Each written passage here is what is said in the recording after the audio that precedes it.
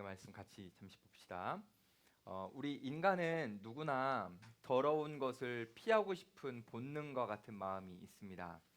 만약에 여러분이 어떤 공중 화장실을 갔는데 그 공중 화장실의 위생 상태가 너무 더럽다면 아마도 여러분은 조금 멀리 있는 화장실이라도 다른 화장실을 여러분들이 찾아 떠날 겁니다. 그렇죠?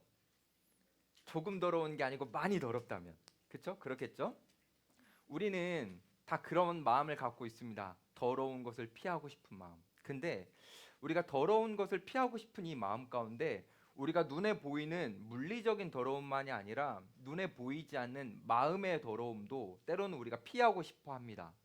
내 주변에 있는 어떤 사람이 도덕적으로 좀 더러운 짓을 할 때에 우리는 그 사람을 은근슬쩍 피하면서 거리를 두게 되죠. 우리가 왜 피할까요? 그 사람을 통해서 나의 평판이 안 좋아질까봐, 내 깨끗한 일상이 그 사람을 통해서 더러워질까봐 우리는 자연스럽게 거리를 두면서 피하게 됩니다. 그런데 우리 주님은 그러지 않으십니다. 우리 주님은 뭔가 주변에 더럽고 어려운 일이 있을 때에도 주님은 뒷걸음치질 않으시고 오히려 그 더럽고 사하고 고통이 많은 그 현장으로 주님은 걸어가십니다.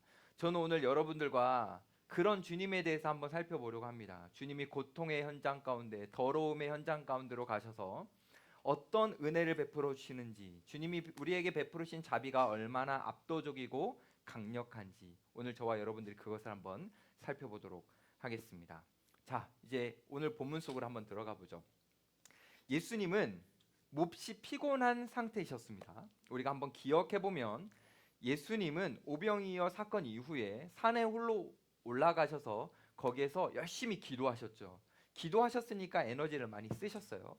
그런데 기도하고 내려오시자 제자들이 바다에서 사투를 벌이고 있는 걸 보시면서 예수님은 제자들을 구원하시기 위해서 가셨고 또 구원해 주셨습니다. 그러니 예수님 입장에서는 많은 에너지를 쓰신 겁니다. 이미.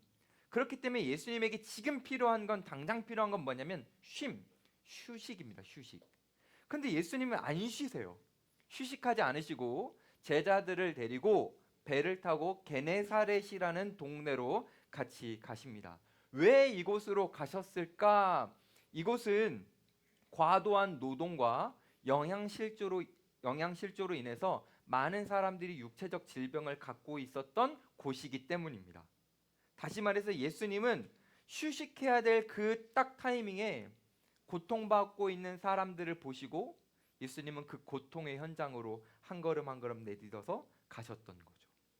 예수님이라는 그 당시에 핫한 스타, 바로 직전에 오병이어가 있지 않았습니까? 많은 사람들이 소문이 다 퍼졌죠. 그러니까 예수님이 우리 동네에 오셨다라는 소식을 보고 알게 된 게네사렛 사람들은요, 흥분했습니다. 물고기를 잡고 있던 사람들은 그물을 내려놓고 농사일을 하고 있었던 사람들은 쟁기를 내려놓고 저마다 각자 주변에 있는 사람들로 흩어져서 예수님이 우리 동네에 오셨다라는 소식을 막 전하기 시작했습니다. 그리고 특별히 그 동네에 아픈 환자들에게 그 소식을 전했습니다. 그래서 그 동네에 있던 많은 환자들이 예수님 앞에 나왔습니다. 마치 소식이 파도처럼 순식간에 전해져 가지고 막 정말 순식간에 들쳐매고 막 부축하고 사람들이 막 예수님 앞에 나온 거예요. 그런데 그 예수님 앞에 나왔던 수많은 환자들 중에 어떤 환자들이 있었냐면, 야, 이건 도저히 누군가한테 말할 수 없는 수치스러운 병이다라고 생각했던 환자. 또 어떤 환자는 이건 누구도 고칠 수 없어라고 하면서 절망에 빠져 있던 환자. 이런 환자들이 예수님 앞에 나온 겁니다. 근데 희한한 건 뭐냐면 이 환자들이 예수님 앞에 나와서 예수님 앞에 무언가를 요청하는데 그 요청이 참 희한합니다. 여러분 오늘 본문의 36절 한번 볼까요? 다만 예수의 옷자락이라도 손을 대게 하시기를 간구하니 손을 대는 자는 다 나음을 얻었느니라. 아니 솔직히 쉽게 말해서 예수님 앞에 왔으면 그냥 말씀으로 저 좀 치료해 주십시오. 훨씬 수월하잖아요. 근데 요청을 저기 옷에 손 좀 대게 해주십시오라고 요청했다라는 거예요. 왜 이 동네 사람들은 예수님의 옷자락을 만지고 싶어 했었을까? 왜 하필이면 옷자락이었을까? 궁금하죠, 여러분? 궁금하죠? 그림 한번 봅시다. 당시 에? 안 나오나요? 잠깐만 기다려달라요. 그럴 수 있어요. 이게 원래 나왔네. 자, 당시 유대인들은요 겉옷에 내 사방에 치칫이라는 저 옷단 수를 달고 있는데 달고 다녔는데 약간 파랑색 저거 보이죠? 저런 걸로 해서 이렇게 길게 내려뜨렸습니다. 옷 보면은 여러분 그림 보면은 약간 삐져나온 것들 보여요? 그 실파 불린 게 아니에요. 일부러 이렇게 매어 가지고 의미 있게 유대인들이 이렇게 달고 다녔던 겁니다. 자, 그러면 이거 왜 달고 다녔냐면 구약에 보면 하나님께서 달라고 하셨어요. 왜냐하면 이 옷단술이 이제 넘어가줘도 됩니다. 이 옷단술이 무엇을 의미하면 하나님의 말씀, 하나님이 이스라엘 백성들에게 주셨던 계명, 그것을 의미하기 때문입니다. 그러니까 지금 사람들이 예수님의 옷자락을 붙잡는다, 옷자락에 손을 댄다라고 했던 이유는 예수님을 그냥 한번 손대보고 싶은 궁금함 정도가 아니라 하나님의 말씀을 붙잡으려고 했던 겁니다. 특별히 하나님의 말씀 중에서도요, 구약에 어떤 말씀이 있냐면 메시아가 이 땅에 도래하면, 메시아가 오시면 그 메시아를 통해서 환자들이 치유를 받는다라는 말씀이 있어요. 그러니까 그 말씀을 사람들은 붙들었던 겁니다. 정리하면 이곳에 있던 환자들이 예수님이 아닌 다른 사람들의 옷자락을 붙들었던 거 아니죠? 예수님의 옷을 붙들었죠? 그건 이런 의미입니다. 당신이 우리가 기다려온 메시아입니다. 당신은 메시아이기 때문에 우리의 모든 병을 다 낫게 할 수 있습니다. 우리는 그 구약의 하나님의 말씀을 믿습니다. 신앙 고백, 그 믿음을 가지고 예수님을 붙들었던 거예요. 그랬더니 어떤 일이 일어났대요? 우리가 아까 읽어봤던 것처럼 붙잡았던, 만졌던 모든 사람들이 하나도 빠짐없이 다 치유되었다라는 겁니다. 어떤 병이든 어떤 환자이든 상관없이 모두 다 치유되었다라는 거예요. 놀랍지 않아요, 여러분? 놀랍죠? 오늘 대예배 들으신 분 좀 다 드려봅시다. 오늘 치유의 이야기가 막 나왔거든요. 놀라운 일이 일어나는 거예요. 근데 저는요, 이 본문을 보면서 이런 상상을 해봤어요. 예수님께 나와서 손을 댔던 사람들 중에 과연 더러운 손을 갖고 있었던 사람은 없었을까? 있었을 것 같아요. 근데 제가 지금 여러분들에게 나누고 싶은 이 더러운 손이라는 건 단순히 먼지가 묻어 있거나 흙이 좀 묻어 있는 그런 더러운 손이 아니라요, 죄로 가득한 더러운 손이에요. 하나님의 백성이라고 하면서 세상과 타협하면서 살았던 그 사람의 손, 하나님의 백성이지만 더러운 방법으로, 부당한 방법으로 이득을 취득했던 그 손, 누군가에게 끔찍한 상처를 안겨줬던 그 손, 그 더러운 손을 가진 사람들이 나오지 않았을까요? 저는 나왔을 거라고 봅니다. 근데 놀라운 건 뭐냐면 자격 없어 보이고 내밀기에 너무 부끄러운 더러운 손을 가진 사람들이 믿음을 가지고 예수님의 옷자락을 붙들었을 때에, 예수님에게 나아왔을 때에 한 사람도 열애되지 않고 모두 다 치유되고 회복되었다라는 겁니다. 왜 그랬을까요? 사람들이 갖고 있는 그 더러움을 예수님이 갖고 계셨던 그 자비와 정결함이 압도하여 그 더러움을 집어 삼켰던 겁니다. 그래서 어떤 사람도 할 것 없이 모두 다 치유와 회복을 경험했던 거죠. 사랑하는 여러분, 제가 이걸 왜 강조할까요? 여러분들의 지금 손이 어떠한지는 중요하지 않다라는 겁니다. 여러분들이 지금 갖고 있는 이 손이 얼마나 더럽고 얼마나 부정하고 얼마나 완악하고 사람들에게 내밀지 못할 깨끗하지 않은 손이라는 거 상관없다는 겁니다. 우리가 어떤 손을 가졌든 주님이 우리의 구원자시고 우리를 깨끗게 하실 분이라는 것을 우리가 믿음으로 주님 앞에 손을 내밀면 주님이 갖고 계신 우리의 더러움보다 훨씬 더 큰 자비와 사랑이 우리의 더러움을 압도하여 우리를 회복하게 해주시고 정결하게 해주신다라는 겁니다. 이 본문의 상황으로 다시 들어가 보면 당시 게네사렛에 있었던 사람들은요, 축제였을 거예요. 너무 행복했을 겁니다. 왜요? 내 친구가 나왔잖아요. 내 가족이 나왔잖아요. 내가 소중하게 생각했던 사람들이 나왔잖아요. 그뿐만이 아니라 그걸 직접 봤잖아요. 그리고 그분이 우리의 동네로 오셨잖아요. 주님이 메시아가 얼마나 행복했을까요?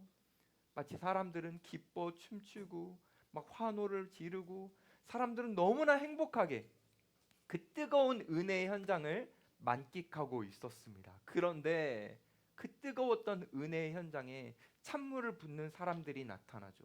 그 사람들이 누굽니까? 바리새인과 서기관들입니다.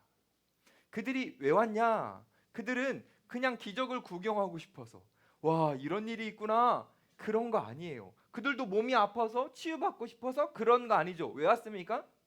예루살렘으로부터 왔는데 그들은 예수님이 어떤 일을 하는지 잘 감시하다가 책 잡으려고 온 거예요.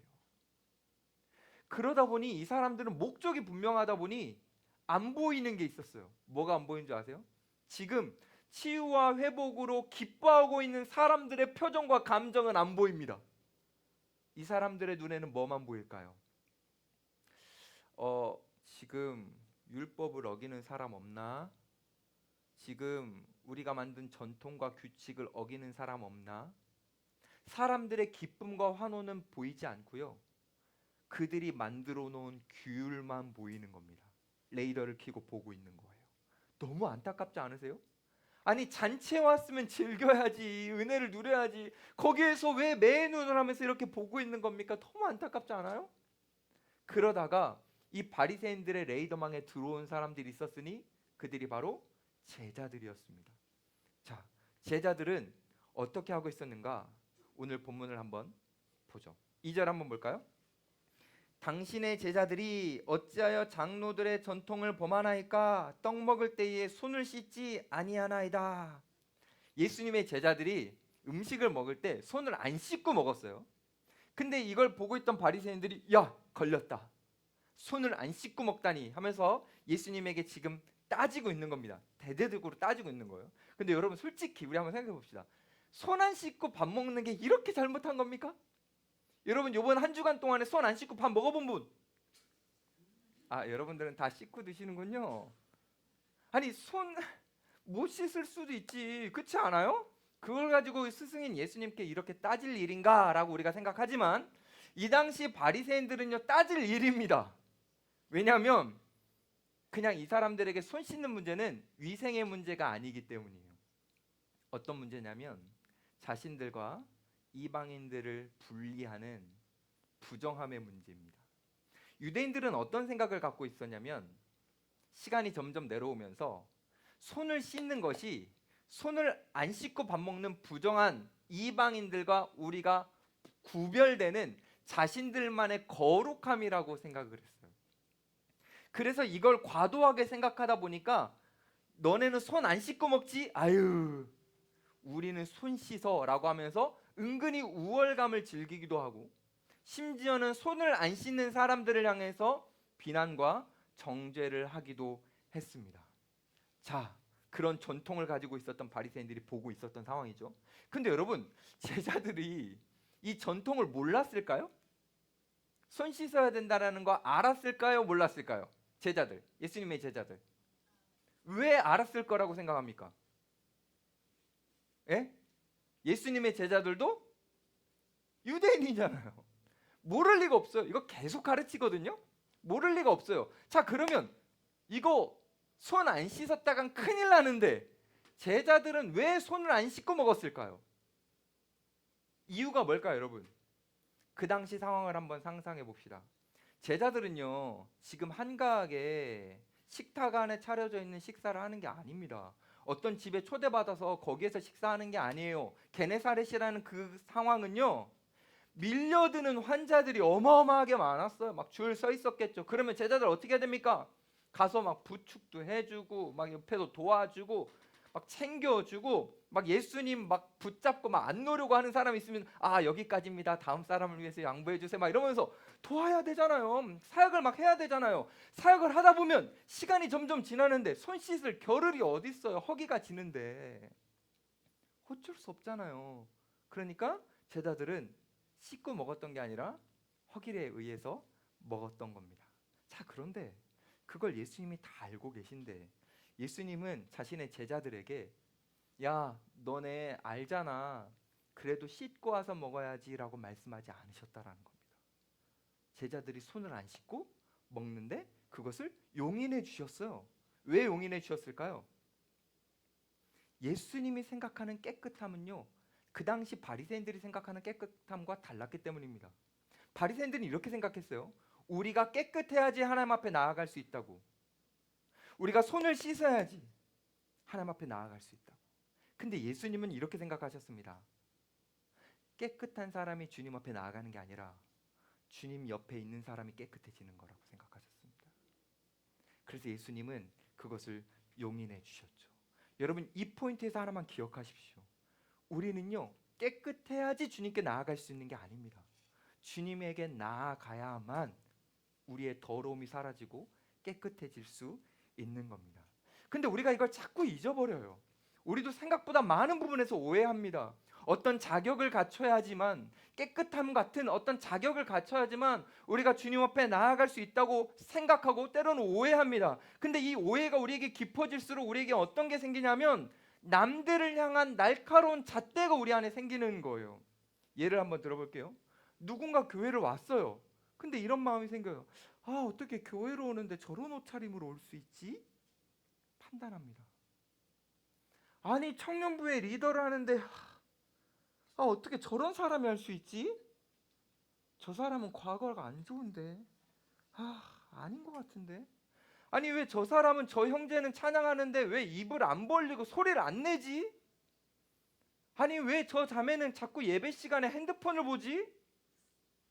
우리는 내가 갖고 있는 조금의 갖춤을 가지고 그거 못 갖춘 것 같은 사람들을 쉽게 판단하고 정죄하는 거죠.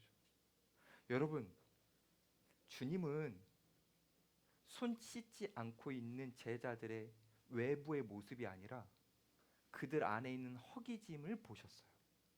우리도 그래야 되는 겁니다. 비난은 쉬워요. 하지만 공감은 어렵습니다. 우리는요, 주님의 눈을 가지고 공감해야 돼요. 솔직히 우리가 다른 사람보다 자격을 가졌으면 얼마나 더 갖췄겠어요. 우리가 다른 사람들보다 깨끗하면 얼마나 더 깨끗하겠어요. 다 거기서 거기 아닙니까? 여러분, 솔직히 남자들 키가 170이든 180이든 그 10cm 많이 차이 납니까? 우리 자매들 소개팅에 나올 때 막 미리 알려주는데 170이라고 안 만나고 180이라고 만날 거예요? 약간 분위기가 쎄한데? 10cm 차이가 클 수 있어요. 누군가에게는 클 수 있어요. 맞아요. 인정하면 안 되는데 클 수 있어요. 하지만 이렇게 생각해 봅시다. 저는 180이 조금 안 됩니다. 조금 안 됩니다. 근데 180과 제가 뭐 많이 차이 나겠어요? 고마워요. 근데 여러분, 그거 있잖아요. 우리는 170과 180이 큰 차이가 나 보일 수 있어요. 그런데 하늘에서 보이시는 하나님의 입장에서는 다 점과 같은 존재입니다. 제가 어떤 사람과 비교해 봤을 때 저 사람은 나보다 더 죄가 많은 것 같아, 자격을 갖추지 않은 것 같아 라고 생각해도 하나님이 보실 때는 다 거기서 거기라는 거예요. 명확한 건 뭐냐면 우리 모두가 다 더러운 죄인이라는 겁니다. 근데 감사한 건 저와 여러분들이 다 죄인인데 주님이 우리를 보실 때 긍휼로 보신다라는 거예요. 사랑으로 보신다라는 거예요. 우리 주님은 제자들 향해서, 손을 안 씻고 먹고 있는 제자들 향해서 찌푸리면서 보지 않으셨습니다. 책망하지 않으셨습니다. 주님은 그저 손 씻지 않은 그들의 손보다 그들의 마음 안에 있는, 그들의 몸 안에 있는 허기짐, 그거를 긍휼로 바라보셨기 때문입니다. 사랑하는 여러분, 우리도 그렇게 봅시다. 우리 옆에 있는 지체들 조금 내가 갖고 있는 자격보다 못해 보이더라도 긍휼로, 그 안에 있는 중심으로 바라봐주면 좋겠습니다. 이 청년의 시기에 교회에 왔다면 그것만으로도 대단한 거예요. 우리 옆에 있는 지체들에게 이렇게 한번 말해줍시다. 교회 오느라 수고했어. 한 번 더. 고단한 삶을 버티느라 고생했어.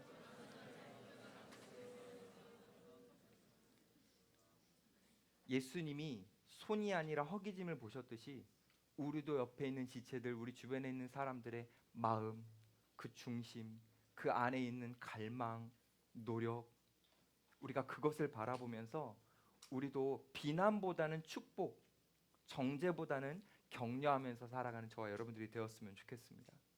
주님은요, 이제 제자들을 비난했고 정죄했던 이 바리새인들을 향해서 위선을 드러내십니다. 여러분 3절 한번 봅시다.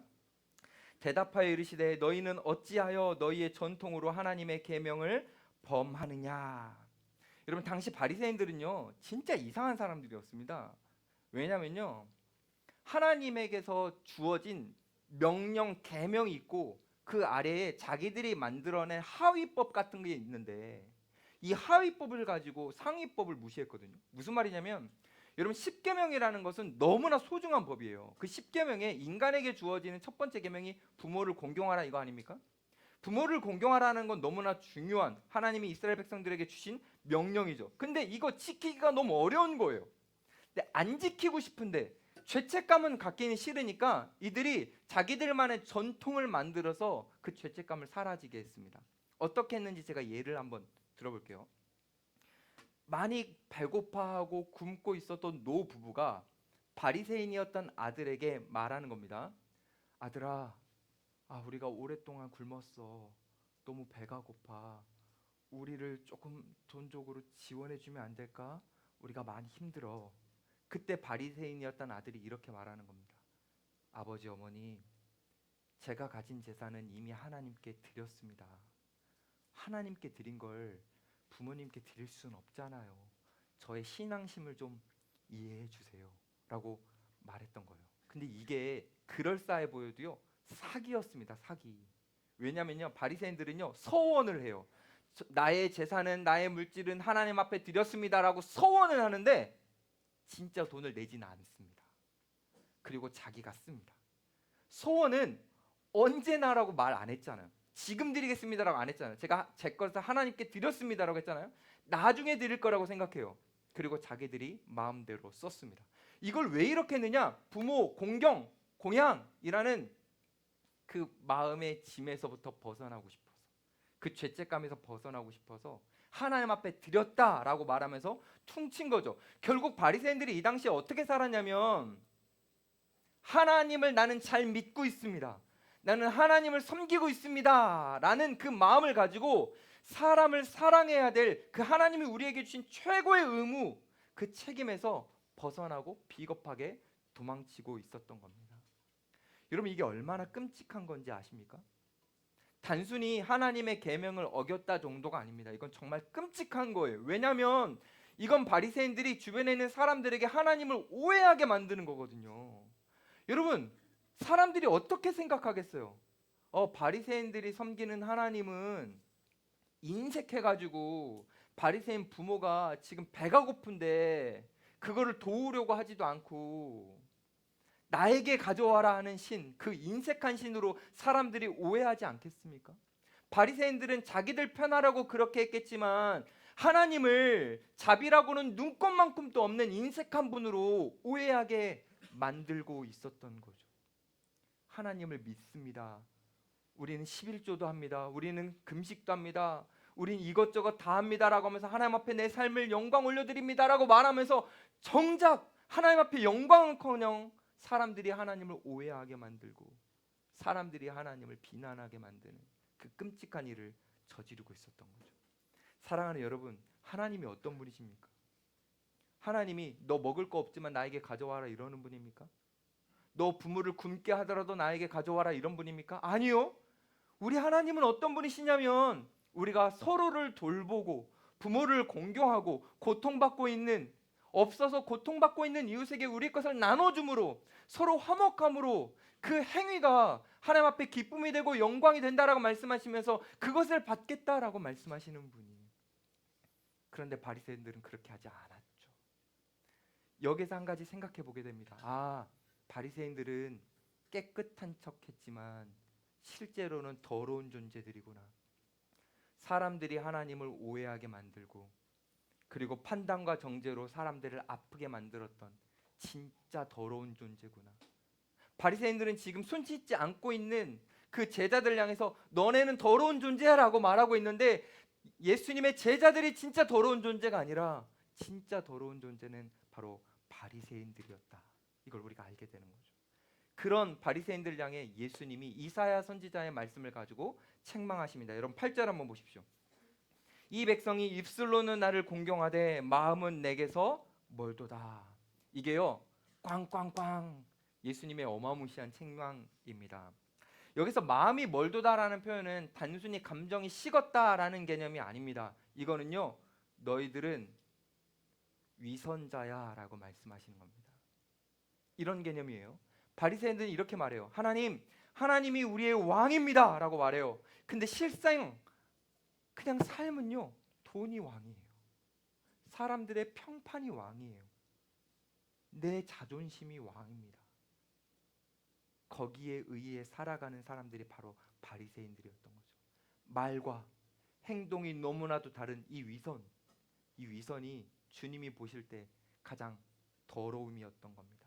여러분 위선이 왜 끔찍하고 더러운 줄 아세요? 손을 안 씻는 건 우리 눈에 보이는 더러움이지만 이 위선 같은 건 눈에 보이지 않는데 우리의 영혼을 상하게 만듭니다. 그래서 훨씬 더 위험한 더러움인 거죠. 사랑하는 여러분, 제가 이 본문을 읽으면서요, 예수님이 바리새인들을 책망하셨구나. 그렇구나. 나도 바리새인인데, 나도 위선자인데. 근데 이 본문을 이렇게 묵상하고 있는데 이런 생각이 드는 거예요. 지금 예수님에게 책망받고 있는 이 바리새인들은 심판을, 다시 말해서 사형 선고를 받은 것일까? 본문을 이렇게 묵상하는데요, 아니더라고요. 예수님은 지금 바리새인들에게 사형 선고를 내리시는 게 아니더라고요.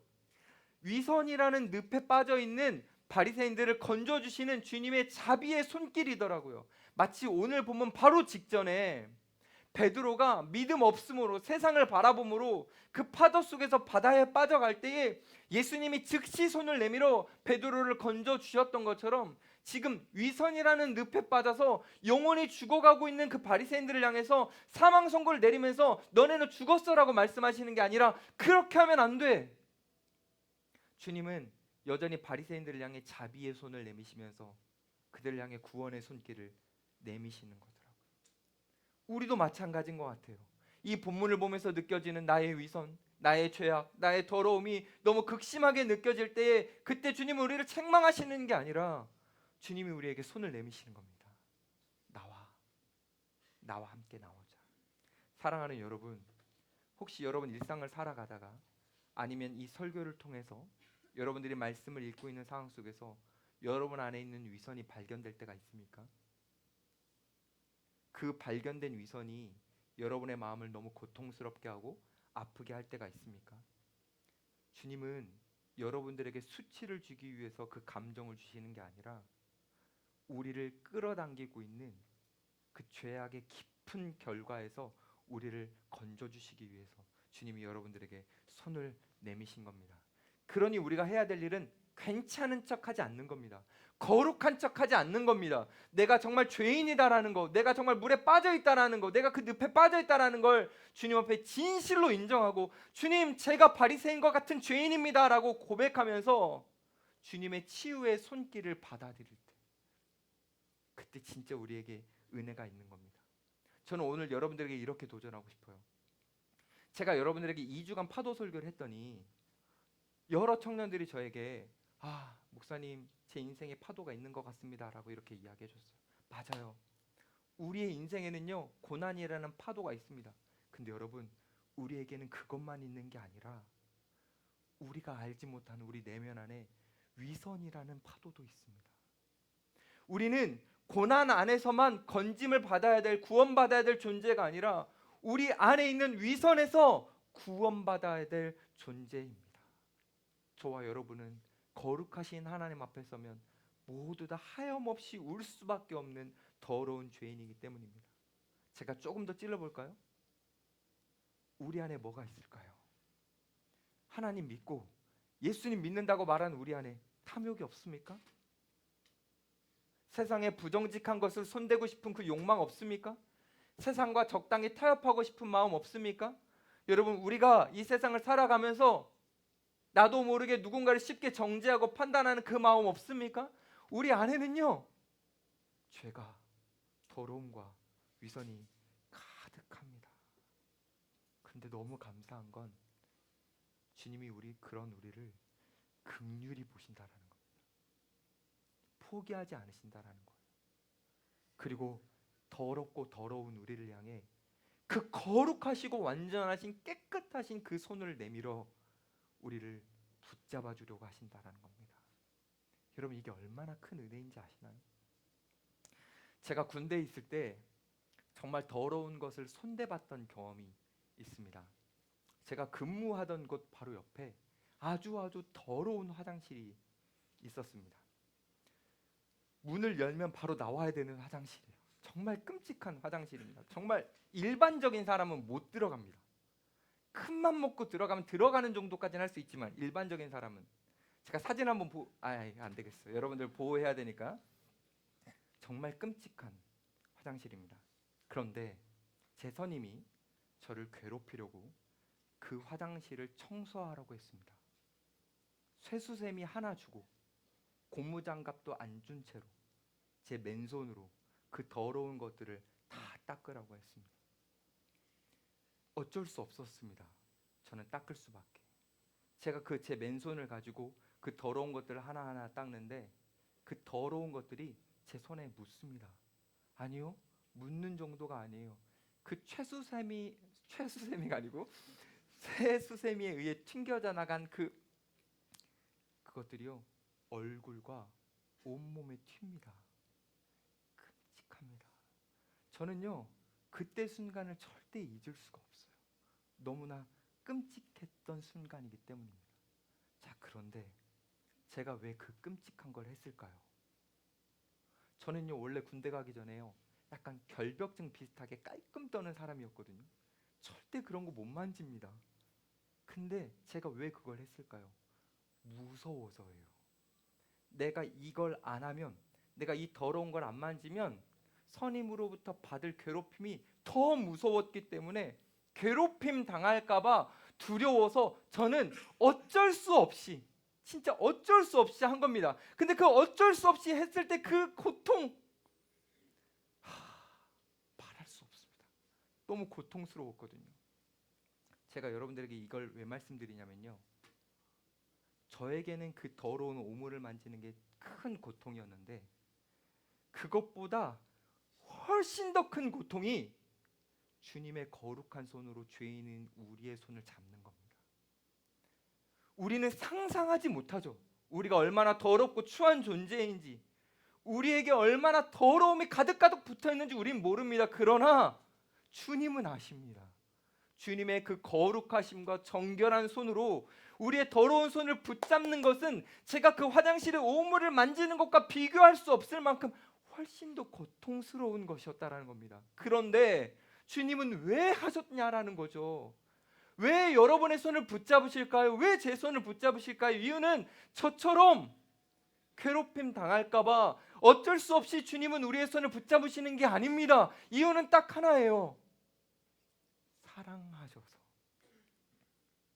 더러운 우리를 긍휼히 여기셨기 때문에, 우리가 갖고 있는 이 내면 안에 있는 죄 안에서 우리의 영혼이 상하고 죽어가는 것을 견디실 수 없었기 때문에, 우리가 위선이라는 늪에 빠져서 들어가고 있는데 그것도 알지 못한 채 죽어갈 정말 비참한 영혼인데 놔두면 더 더러워지고 더 더러워질 우리를 놔두실 수 없어서 사랑하시기 때문에 주님은 우리 곁으로 오셔서 우리의 손을 잡아주신 겁니다. 사랑하는 여러분, 주님은요, 여러분을 정말 사랑하십니다. 우리 안에 있는 모든 오물을 주님의 손에 묻힐 만큼, 아니 묻힐 정도가 아닙니다. 우리 안에 있는 모든 허물, 탐욕, 위선, 우리 안에 쓰레기 같은 모든 감정들까지 주님은 그것을 다 스스로 뒤집어 쓰셔서 우리에게서 다 가져가셔서 십자가에서 가장 더러운 자처럼 비참하게 우리를 위해 죽기까지 하셨습니다. 사랑하는 여러분, 우리 주님은요, 야, 너 여전히 더럽지? 깨끗해지게 하고 나에게 와 라고 말씀하시는 분이 아니라 더러워진 우리를 향해 쉼도 갖지 않으시고 피곤하시고 힘드시고 고통스럽지만 우리를 향해 나아오셔서 우리를 깨끗하게 하시기 위해 우리의 손을 잡아주시는 분이 바로 우리 주님입니다. 그러니 주님께 손을 내미십시오. 우리의 더러워진 자격 없는 손을 주님께 내미십시오. 어떻게 내미는 거냐고요? 첫 번째, 계산하지 않는 겁니다. 게네사렛 사람들요, 계산하지 않았어요.